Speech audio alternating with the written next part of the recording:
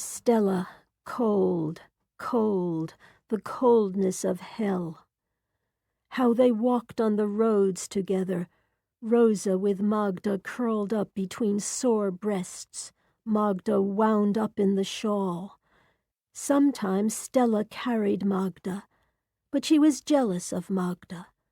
A thin girl of 14, too small, with thin breasts of her own, Stella wanted to be wrapped in a shawl, hidden away, asleep, rocked by the march, a baby, a round infant in arms.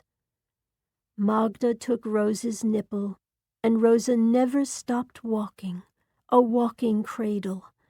There was not enough milk. Sometimes Magda sucked air. Then she screamed. Stella was ravenous. Her knees were tumors on sticks, her elbows chicken bones.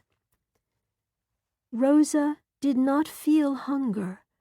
She felt light, not like someone walking, but like someone in a faint, in trance, arrested in a fit, someone who was already a floating angel, alert and seeing everything, but in the air, not there, not touching the road, as if teetering on the tips of her fingernails. She looked into Magda's face through a gap in the shawl. A squirrel in a nest, safe. No one could reach her inside the little house of the shawl's windings. The face, very round, a pocket mirror of a face, but it was not Rosa's bleak complexion, dark like cholera. It was another kind of face altogether, eyes blue as air, smooth feathers of hair nearly as yellow as the star sewn into Rosa's coat. You could think she was one of their babies. Rosa, floating, dreamed of giving Magda away in one of the villages.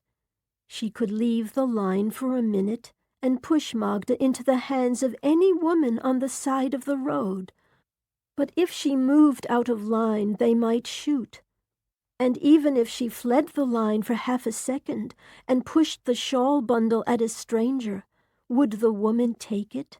She might be surprised or afraid.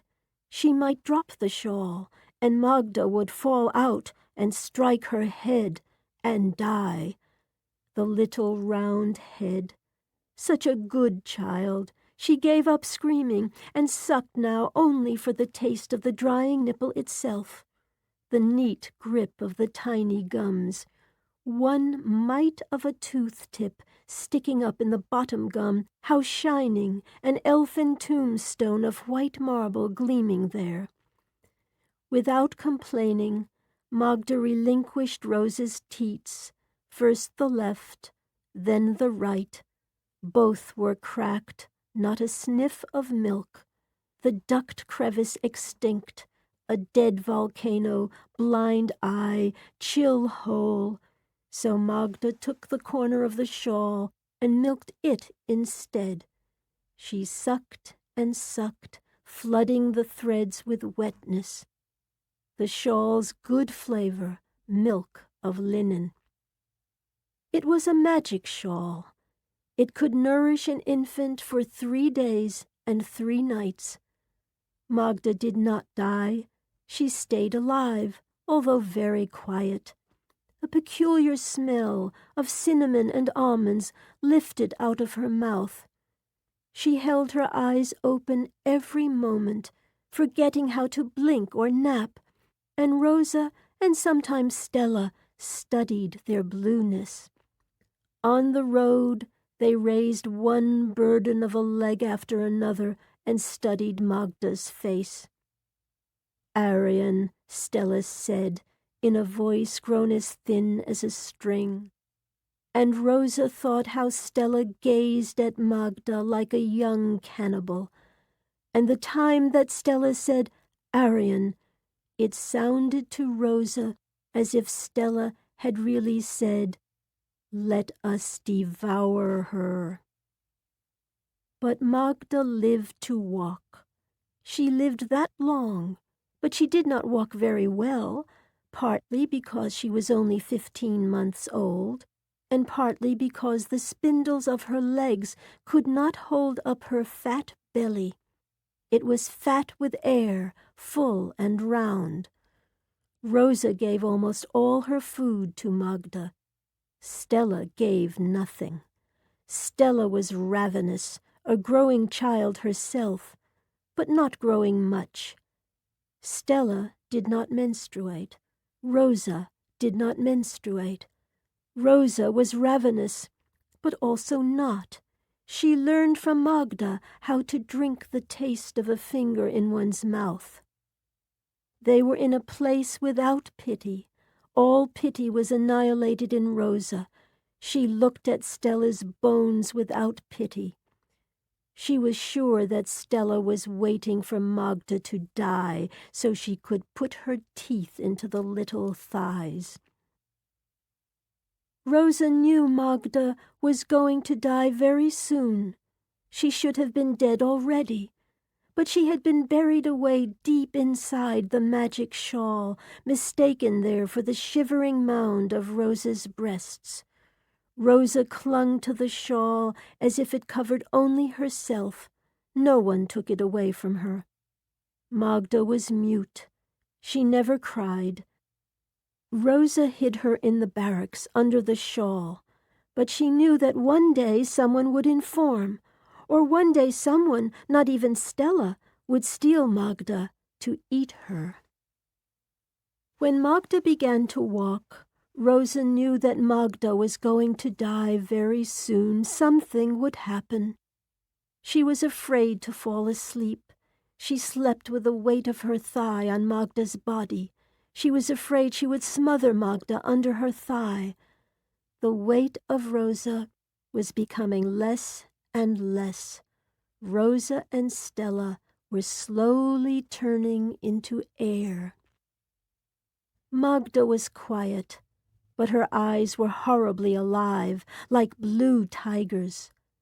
She watched. Sometimes she laughed. It seemed a laugh, but how could it be? Magda had never seen anyone laugh. Still, Magda laughed at her shawl when the wind blew its corners, the bad wind with pieces of black in it that made Stella's and Rosa's eyes tear. Magda's eyes were always clear and tearless. She watched like a tiger. She guarded her shawl. No one could touch it. Only Rosa could touch it. Stella was not allowed. The shawl was Magda's own baby, her pet, her little sister. She tangled herself up in it and sucked on one of the corners when she wanted to be very still. Then Stella took the shawl away and made Magda die. Afterward, Stella said, "I was cold." And afterward, she was always cold, always. The cold went into her heart. Rosa saw that Stella's heart was cold. Magda flopped onward with her little pencil leg scribbling this way and that in search of the shawl. The pencils faltered at the barracks opening where the light began. Rosa saw and pursued, but already Magda was in the square outside the barracks, in the jolly light. It was the roll call arena. Every morning, Rosa had to conceal Magda under the shawl against a wall of the barracks and go out and stand in the arena with Stella and hundreds of others, sometimes for hours. And Magda, deserted, was quiet under the shawl, sucking on her corner. Every day Magda was silent, and so she did not die. Rosa saw that today Magda was going to die, and at the same time a fearful joy ran in Rosa's 2 palms. Her fingers were on fire. She was astonished, febrile. Magda, in the sunlight, swaying on her pencil legs, was howling. Ever since the drying up of Rosa's nipples, ever since Magda's last scream on the road, Magda had been devoid of any syllable. Magda was a mute. Rosa believed that something had gone wrong with her vocal cords, with her windpipe, with the cave of her larynx. Magda was defective, without a voice. Perhaps she was deaf. There might be something amiss with her intelligence. Magda was dumb.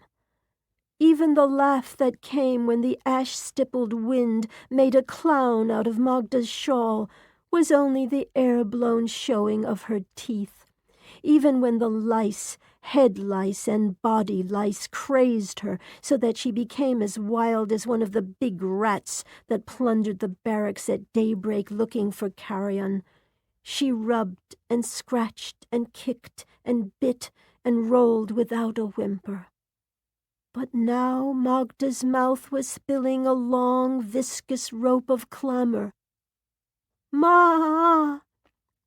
It was the first noise Magda had ever sent out from her throat since the drying up of Rosa's nipples. "Ma!" Again. Magda was wavering in the perilous sunlight of the arena, scribbling on such pitiful little bent shins. Rosa saw. She saw that Magda was grieving for the loss of her shawl. She saw that Magda was going to die.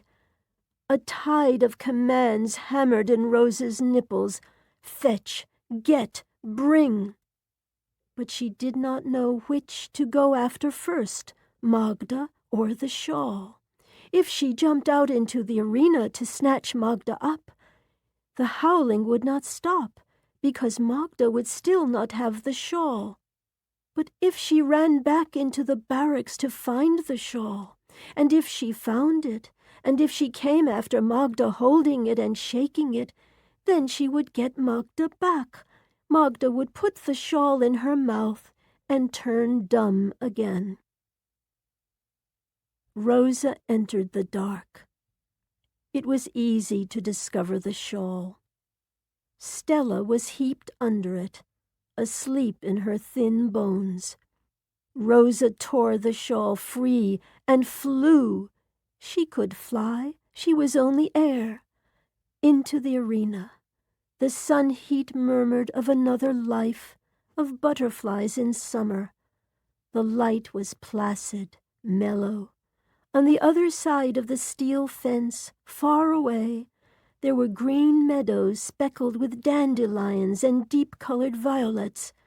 Beyond them, even farther, innocent tiger lilies, tall, lifting their orange bonnets. In the barracks they spoke of flowers, of rain, excrement, thick turd braids, and the slow, stinking maroon waterfall that slunk down from the upper bunks, the stink mixed with a bitter, fatty, floating smoke that greased Rosa's skin. She stood for an instant at the margin of the arena. Sometimes the electricity inside the fence would seem to hum. Even Stella said it was only an imagining. But Rosa heard real sounds in the wire, grainy, sad voices.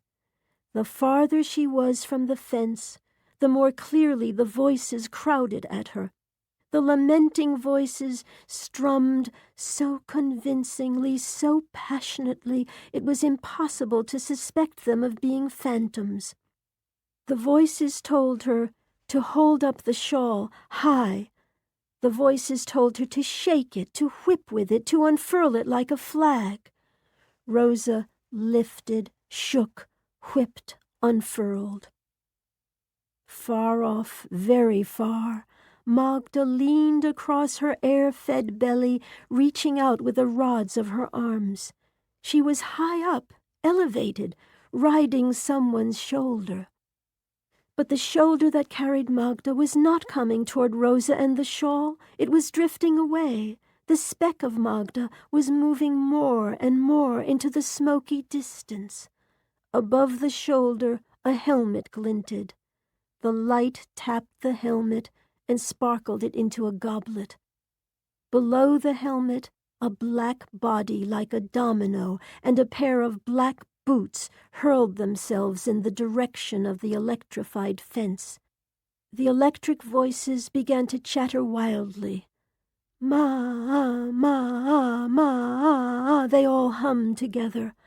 How far Magda was from Rosa now, across the whole square, past a dozen barracks, all the way on the other side. She was no bigger than a moth. All at once Magda was swimming through the air. The whole of Magda traveled through loftiness. She looked like a butterfly touching a silver vine. And the moment Magda's feathered round head and her pencil legs and balloonish belly and zigzag arms splashed against the fence, the steel voices went mad in their growling, urging Rosa to run and run to the spot where Magda had fallen from her flight against the electrified fence. But of course Rosa did not obey them. She only stood, because if she ran they would shoot, and if she tried to pick up the sticks of Magda's body, they would shoot. And if she let the wolf's screech ascending now through the ladder of her skeleton break out, they would shoot. So she took Magda's shawl and filled her own mouth with it, stuffed it in and stuffed it in, until she was swallowing up the wolf's screech and tasting the cinnamon and almond depth of Magda's saliva. And Rosa drank Magda's shawl until it dried.